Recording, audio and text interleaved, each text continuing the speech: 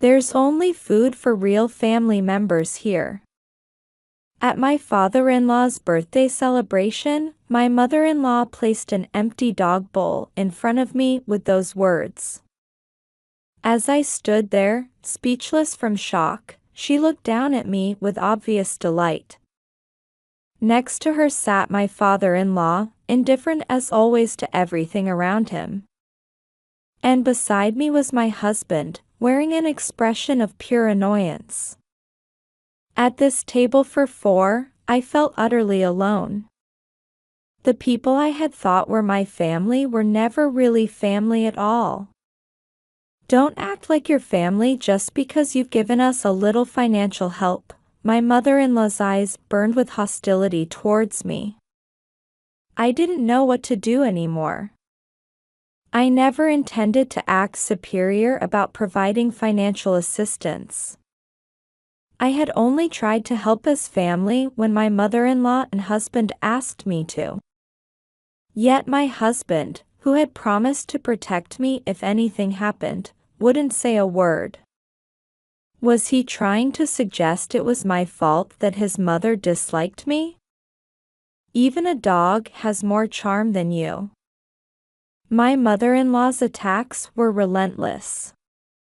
What should have been a joyful birthday party had turned into hellish hours that felt endless. I couldn't take it anymore. I'd reached my limit. With that thought, I finally made my decision. I understand.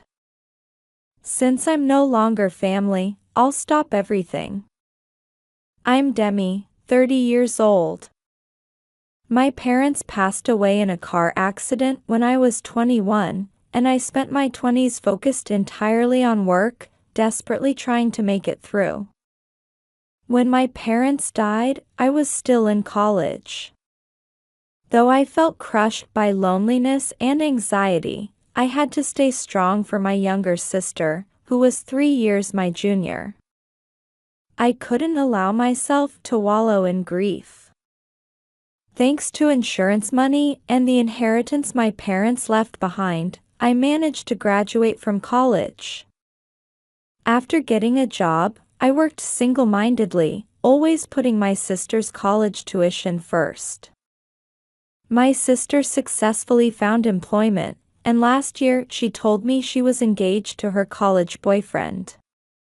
What she said to me then really struck home. It's time you thought about your own happiness too. She had a point. I was already 30. While I hadn't had many opportunities to meet people due to focusing on work, I wanted to build a warm home like my parents had. With that in mind, I started attending matchmaking parties. At first, I didn't meet anyone special, but at my third party, I met a man with whom I felt an instant connection, and we both realized we were interested in each other. His name was Win, a salaried employee at a mid-sized company, and I was impressed by his kind and sincere demeanor.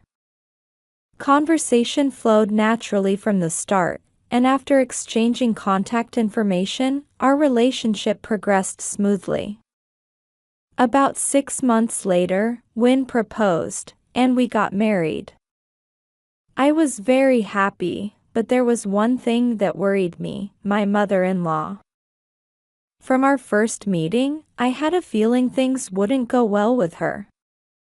When she learned that I worked at a smaller company than Win's and held no management position, she openly looked down on me. With a company that small, your salary must be quite low. How difficult for you. And with no parents to rely on, you must not be destined for wealth. How fortunate you are to marry my son. I can still vividly remember her fake sympathetic expression when she said those words. But at that time, Win stepped in, saying, "Mom, that's not a nice way to talk." And in front of his sulking mother, he turned to me and said, "I'm sorry. Are you okay?"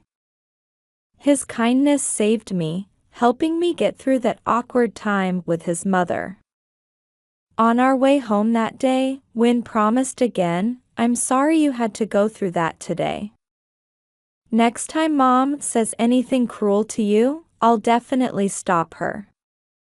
At the time, I felt blessed, knowing that while many women struggle with mother-in-law issues, I had a husband who would take my side. However, my mother-in-law proved to be far more difficult and troublesome than I had imagined. Shortly after our first meeting, she began contacting me frequently. "You're free right now, aren't you? Come over," she would call and say, claiming she couldn't go out because her knee hurt and needed me to do her shopping. At first, I did as she asked, but soon she started calling me over for other things too: gardening, cleaning the bathroom, and various other chores. It became quite burdensome. After all, I had my own job. I couldn't spend all my time doing things for my mother-in-law. Besides, for someone who complained about knee pain, she seemed remarkably spry, walking around the house without any apparent difficulty. Sometimes I would run into my father-in-law when doing these errands in the late afternoon, but he would barely acknowledge me with a brief greeting. According to Win, his father had never shown much interest in family matters. Perhaps he hadn't even noticed that his wife was constantly calling me over to do chores. Even during our first meeting, my father-in-law had radiated an aura of wanting to get it over with quickly. He might not have cared about my existence or even his son's marriage. Meanwhile, my mother-in-law constantly wanted to talk with Win, often having long phone conversations late into the night. Apparently, she talked about me too, because one day Win said, "It seems you're getting along well with Mom. She's really happy about that." Thank you. Though I suspected my mother-in-law was twisting things to her advantage, I chose not to contradict him. Win seemed to have stronger feelings for his mother, who always showed concern for him, than for his father, who paid little attention to family matters. His way of talking made it clear how much he cherished his mother. That's why I felt hesitant to speak up. However, taking advantage of this, my mother-in-law's behavior escalated increasingly. Under the pretext of maintaining good mother-in-law/daughter-in-law relations, she continued to summon me to her house frequently. She started pushing all sorts of tasks onto me: cleaning, laundry, dinner preparation, and shopping for groceries and daily necessities. She would make excuses about feeling under the weather or having back pain, but she always seemed energetic enough to watch TV dramas and shopping channels, keeping herself quite busy in her own way. I finally decided I couldn't keep up with this anymore and tried several times to refuse, citing work commitments, but my mother-in-law wouldn't back down. "Then come after work. Or in the morning, I'm an early riser," she would say matter-of-factly. Her thick-skinned attitude was astounding. However, my physical and mental endurance had reached its limit, and one day I finally discussed the situation with Win. He seemed to have completely believed his mother's version of events, responding with surprise and skepticism. "Really? Are you sure?" Then, trying to placate me, he said, "Mom's been a housewife all her life and loves housework. Maybe she's just trying to teach you things." I tried again to explain how his mother just lounged in the living room all day, but Win just kept shaking his head in disbelief. He seemed unable to reconcile the mother I was describing with the mother he knew. Apparently, his mother had been careful to maintain her image as a good mother in front of her son. Realizing no amount of explanation would get through to him, I gave up on relying on Win for help. Still, I couldn't continue being used as a housekeeper at his mother's whim. I had my own job to focus on, plus household duties to take care of in support of my husband. The next day, having made up my mind, I clearly told my mother-in-law when she called, "I'm sorry, but I have a job too, so I can't always come over. I'll help when you're really in need, but could you please stop calling so frequently?" On the phone, my mother-in-law was clearly displeased, but perhaps my firm tone got through to her, as she just spat out, "Oh, really?" and didn't argue further. After that, she stopped summoning me to her house, but she had a new strategy up her sleeve, requesting financial assistance. "Hey, could you help me out with some money?" The first time she called and asked this, I couldn't believe my ears. Her tone was so casual that I almost thought she was joking. "What's this about all of a sudden?" I tried to ask about the circumstances, but she just replied casually, "Well, life is hard, you know." While I was still trying to figure out how to respond, she started speaking quickly, as if making excuses. "You know how expensive everything is these days, right? And my husband's salary suddenly dropped, so we're really short on living expenses. Plus, I have problems with my back and knees, so I need to go to the doctor." It's true. If we cut back any more on household expenses, I might get sick. But you're too busy to come help out, aren't you? This is terrible. If anything happens to me, Win will worry. So couldn't you spare maybe $200 or $300? I'd need to discuss money matters with Win. When I said this, my mother-in-law immediately cut me off with, "That won't do." Then, in a lower voice, she continued, "Wouldn't that just make him worry unnecessarily? So don't tell him anything about this. Don't you think you're lacking awareness of your role as his wife? Would any normal person want to cause extra worry for their hardworking husband? Besides, I'm the one in need here. Surely you can manage $300? I don't see why you'd even hesitate." Her attitude hardly seemed appropriate for someone asking for financial help, but I felt that refusing would only make things more complicated. Plus, I couldn't bear the thought of her starting to contact me frequently again. With these thoughts in mind, I swallowed my misgivings and agreed. "All right, I'll give you $300. "Oh, will you? That's such a help." My mother-in-law seemed satisfied with my answer and said she'd come right over to get it. True to her word, she arrived at my house 30 minutes after hanging up.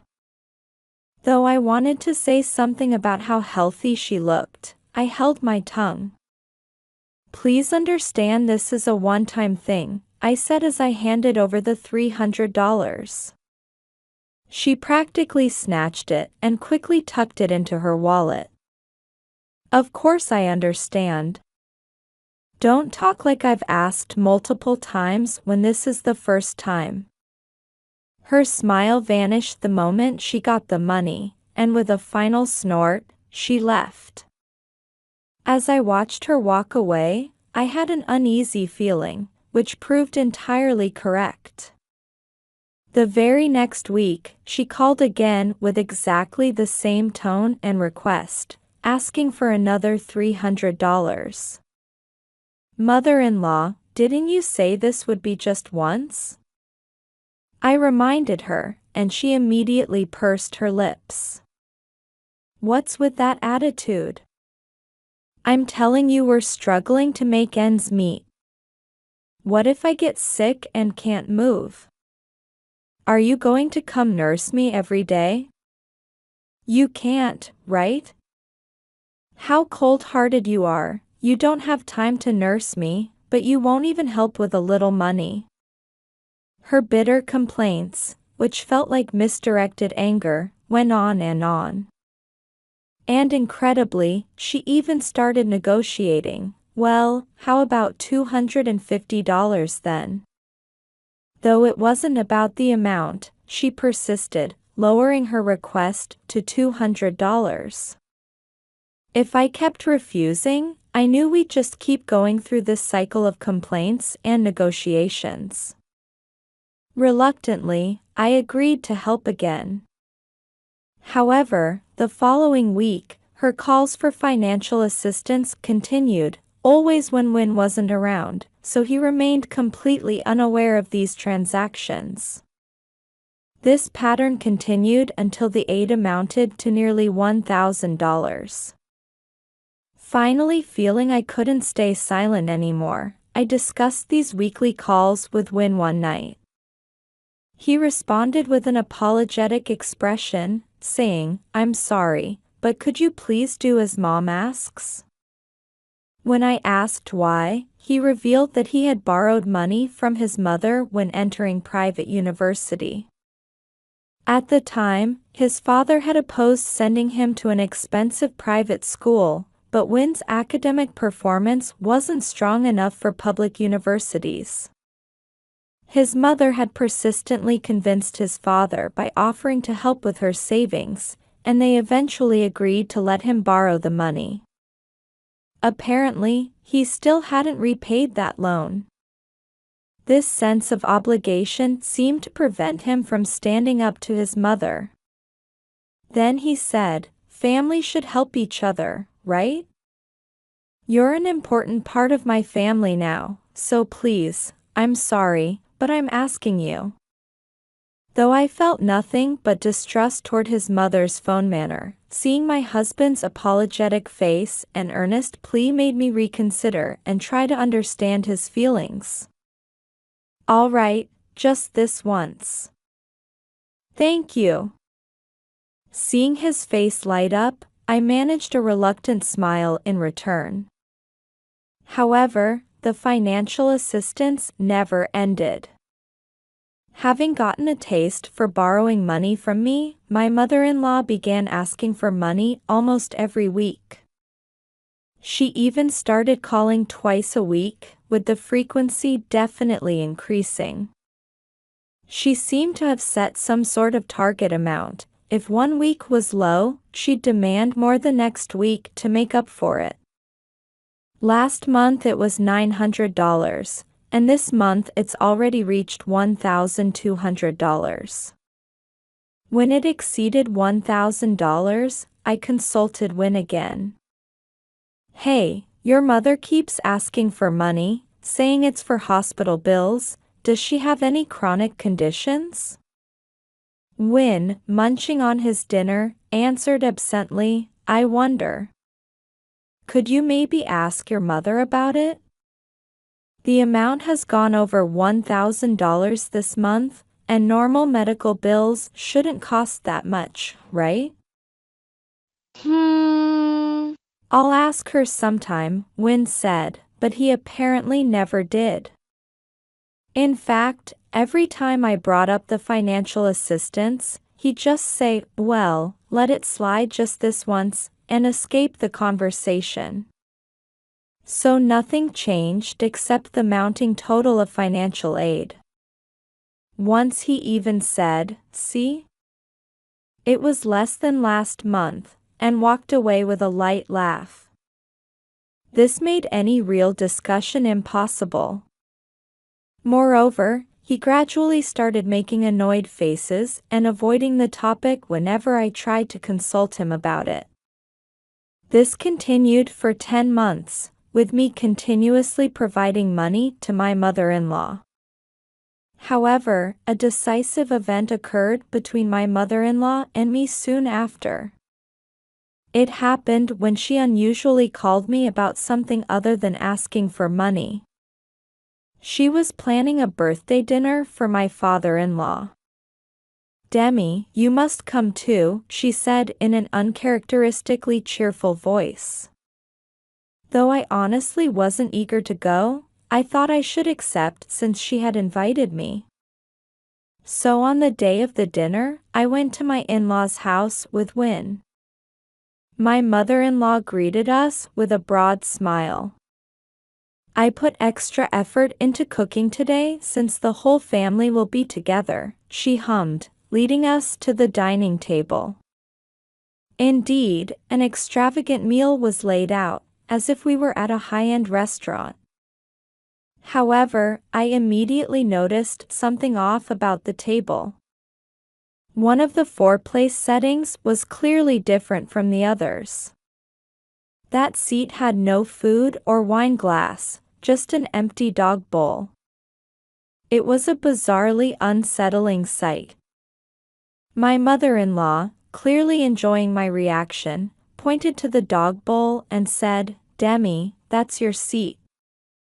Her broad smile now seemed terribly distorted. I felt a chill run down my spine. As I stood there shocked, she hurriedly whispered through suppressed laughter, "Quick, sit down before your husband comes." Internally, I looked to Win for help, but he avoided eye contact and quickly took his own seat. He seemed to be pretending not to notice the dog bowl. Though I couldn't believe this was happening, I had no choice but to sit down. My mother-in-law nodded with satisfaction and began speaking, "I've only prepared food for real family members." That's natural, isn't it? I had no idea what was natural about this situation.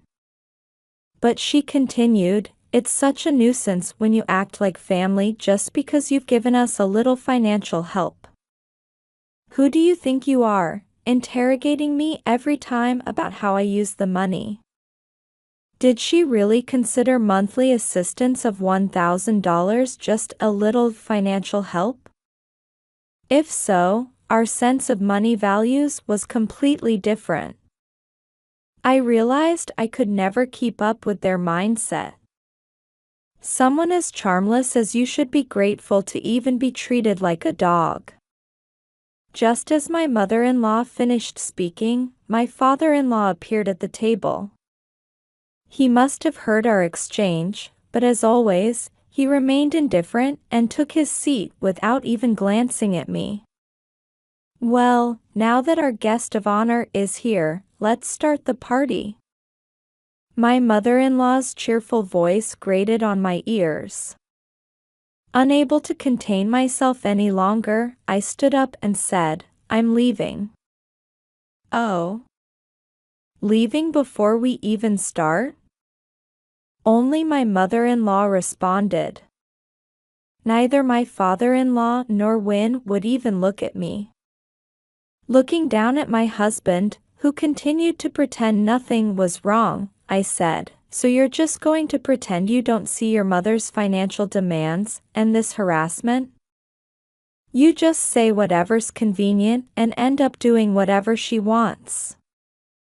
I guess unlike me, you must be such an adorable little dog to her." Win finally looked up at this, but seemed unable to find any words and remained silent. Instead, my mother-in-law began arguing back furiously.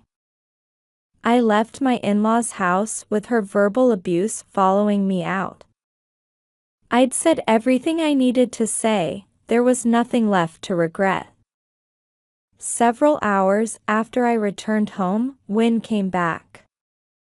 He apparently didn't want to make eye contact with me even at home and tried to head straight to the bathroom.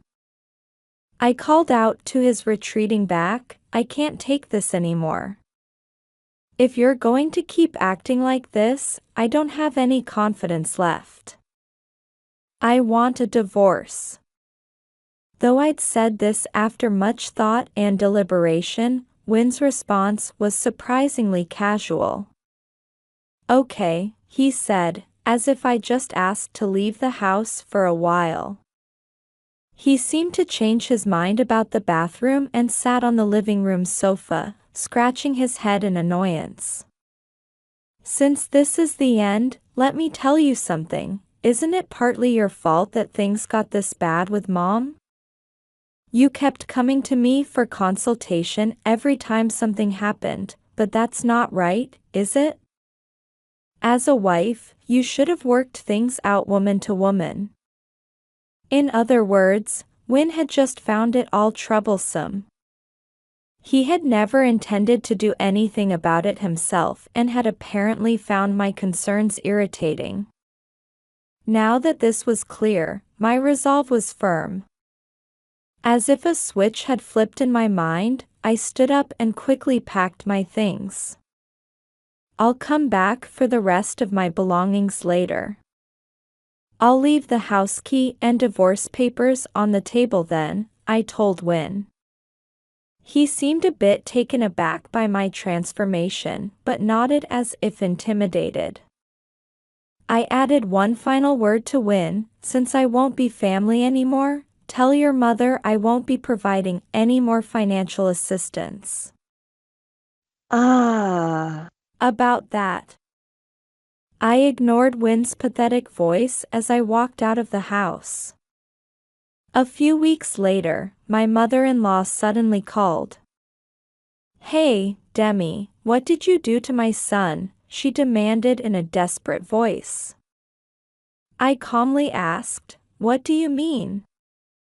"Don't play dumb." Win came to me saying he's struggling financially. He seemed to be doing fine before, so why did this happen right after you left? You didn't make up some false accusations about him cheating and demand compensation money, did you? I would never do something like that. Just ask him yourself. I sighed deeply in exasperation. I could easily guess why Win was struggling financially. Since my mother-in-law wouldn't understand otherwise, I decided to explain. Of course he's struggling if he tries to maintain the same lifestyle as when I was there. What? What do you mean? My mother-in-law snapped back aggressively. I was covering most of our household expenses. What are you talking about? How could a poor person like you have been paying for anything? My mother-in-law snickered. I suppose her reaction was natural. I had never clearly explained this to either my mother-in-law or Win, because I didn't want them relying on me even more for money. Both mother and son had such warped views about money that they would just buy whatever they wanted. I had noticed that my mother-in-law was using my financial assistance frivolously. Her house was overflowing with merchandise from her favorite artists, and in her phone calls with Win, she would happily talk about going to concerts and beauty treatments. Win spent most of his weekends pursuing his baseball hobby, passionately collecting merchandise and autographed balls. His income alone could never have supported our household. But because I loved Win, I thought we could manage the household finances together, so I had silently accepted his spending habits. However, my income wasn't as modest as they thought. Actually, alongside my company job, I had a fairly stable income as a blogger. Win assumed I was just doing some work-from-home side job for pocket money, but in reality, my blogging income was more than 5 times my company's salary. I had started blogging shortly after my parents died, looking for a way to earn money without quitting school. Starting with trial and error, I gradually built up my experience, and now I'm thankful to have many followers. This has resulted in steady advertising revenue. You mean, you weren't poor? My mother-in-law muttered in disbelief over the phone. She had apparently believed Win's income was higher than mine. I could never understand how she could so casually ask for money while thinking I was poor. Though I was deeply dissatisfied knowing how she had probably spent the money, I had somewhat sympathized with Wynn's feelings toward his mother and the idea that family should help each other. To be honest, I had envied Wynn for still being able to do things for his parents. I no longer had parents to show filial piety to, which was partly why I, who had more financial flexibility than Wynn, had ended up helping his mother. I was completely wrong about you. I'm sorry. So you were wealthy all along. My mother-in-law's voice suddenly brightened inappropriately. Her next words were exactly what I had expected. Wynn and I are really struggling right now. Could you help us? Just $5,000 would be fine for now. I responded coldly, making sure she would understand. What exactly are you misunderstanding? This is all in the past now, from when we were family, even if only superficially. You're no longer family, just a stranger. Therefore, I have no obligation to help you. Though it seems you never considered me family in the first place. Having grown thoroughly sick of my mother-in-law's selfish attitude, I couldn't help adding that last barb. However, rather than getting angry as usual, my mother-in-law was frantically panicking on the other end of the line. That's not true. I didn't mean it that way. I'll apologize if I've offended you. So please, about the money. Her desperate manner suggested they were in dire financial straits. While I felt some sympathy, I had no obligation to help a woman who had laughed while putting out a dog bowl for me. I'm sorry, but I'm busy with work, so I'm hanging up now, I said, quietly ending the call while hearing my mother-in-law's voice trying to continue the conversation in the background. However, the next day, Wynn called. My mother-in-law had apparently run crying to him. According to Wynn, after losing me as a resource, his mother had started demanding money from him instead. She's asking for money every day, and I'm at my wit's end. Please. Just help us this once. I could imagine Wynn's desperate face on the other end of the phone. I felt nostalgic remembering how he used to beg like this and then show that bright smile afterward. I can't say I felt no sympathy for him at that moment. But this time, I had decided to think about my own happiness. There's no such convenient arrangement. When I was struggling, you just made an annoyed face and did nothing. Didn't you just say inappropriate things like work it out woman to woman and family should help each other? Well, now's the time for that. Help each other as real family. Since I'm not family anymore, it's pointless to keep calling no matter how many times you ask. Even as Wynn tried to continue pleading, I cut him off by hanging up. After that, both Wynn and his mother called several more times, but I ignored them all. I thought they would finally give up, but months later, they took desperate action that I never could have imagined. The incident happened on a regular weekday. When I arrived at work as usual, I saw two people arguing with the security guards in front of the company. I couldn't believe my eyes when I realized the pair was Wynn and his mother. They were insisting they were my family and demanding the guards let them see me. Their appearance was shockingly unkempt, looking as if they hadn't even had the energy to fix their hair. They seemed so unapproachable that I thought they might even smell bad if I got too close. Their appearance clearly showed how financially desperate they must be. That's probably why both of them had come to my workplace. This parent and child had completely lost it. While I felt sorry for the security guards, I wanted to avoid getting involved in this mess. But then Win suddenly turned around, spotted me, and called out my name loudly as he approached. His mother hurriedly followed. Before I could say anything, Win blurted out something incredible. "Demi, I was wrong. I've changed my ways, so please marry me again." I felt my heart grow cold. I couldn't imagine a more unpleasant proposal. "What are you talking about? That's never going to happen." I cut off his foolish proposal and tried to enter the building, considering the matter closed. "Wait. At least hear us out." Win and his mother shouted simultaneously.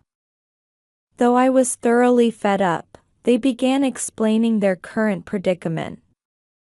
According to them, even after I left, Win couldn't change his lifestyle and fell into a debt trap from overusing credit cards. The same was true for his mother. Having gotten used to my financial assistance, her sense of money had completely deteriorated. They had both exhausted their savings. When Win's father finally noticed his mother's wasteful spending through credit card bills, he gave up on her and demanded a divorce. By then, both mother and son had realized they couldn't get any more money from me and weren't thinking clearly, so his father's divorce declaration made them explode emotionally. At first, mother and son desperately clung to his father, begging him to reconsider the divorce, but his resolve was firm. As the three argued, tensions escalated until they were shouting at each other. In the commotion, his father fell and was seriously injured. He was currently hospitalized. Moreover, some illness was discovered while he was in the hospital, so the divorce was temporarily put on hold. However, this hadn't improved their situation. With his father's medical bills likely to increase, the household would continue to struggle financially. It must have been a truly desperate situation. Mother and son looked at me imploringly, begging, "Please help us just this once." I sighed deeply. I wondered how this parent and child could be so self-centered in their thinking. No, it was pointless to even question it. They would never understand. Ignoring Win, who only ever did what his mother said, I addressed her directly. "You once told me not to act like family, remember?